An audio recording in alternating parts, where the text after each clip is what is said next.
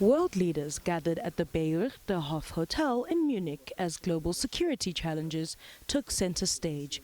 But beyond the conflicts themselves, a deeper question overshadowed the summit: whether the United States and Europe still share the same values that have defined the transatlantic alliance for decades.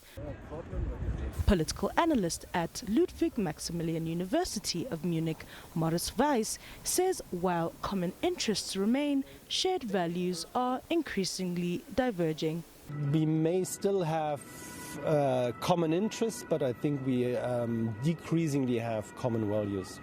Leaders including U.S. Secretary of State Marco Rubio, European Union Foreign Policy Chief Kaja Kallas and British Prime Minister Keir Starmer attended the summit as allies grappled with how to respond to Russia's war in Ukraine. European governments have long worried that U.S. President Donald Trump and Russian President Vladimir Putin could attempt to broker a deal on Moscow's terms, potentially forcing Kyiv to cede territory to end Europe's deadliest conflict since World War II. Weiss says Europe's tone towards Washington is shifting. We still want to keep the transatlantic ties, we want to maintain the relationship, but I think what has really become clear is the tone. It's more assertive from Europe. It's in a way no longer like the previous year was just a problem. You know, it's not a working basis. You know, we have to be serious with each other, and of course it involves the serious point that Europe has to do more, and that has to be accepted. The question is now how, but I think it's a very clear conviction and belief now that we have to move forward.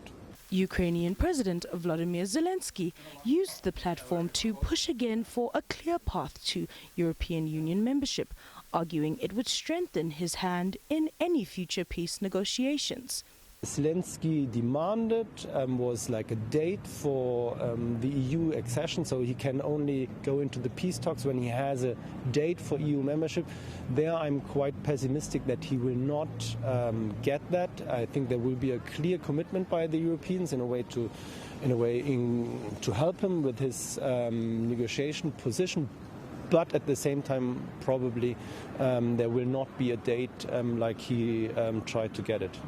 Beyond Europe, the war in Sudan also featured prominently. U.S. Senior Advisor for Arab and African Affairs, Massad Boulos, told delegates there is no military solution to the conflict. We all know that there's no military solution. This has to end peacefully through a negotiated process. As the conference concluded, leaders reaffirmed their commitment to cooperation.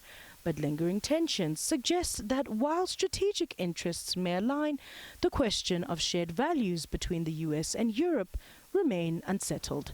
I'm Batlali Pile, SABC News.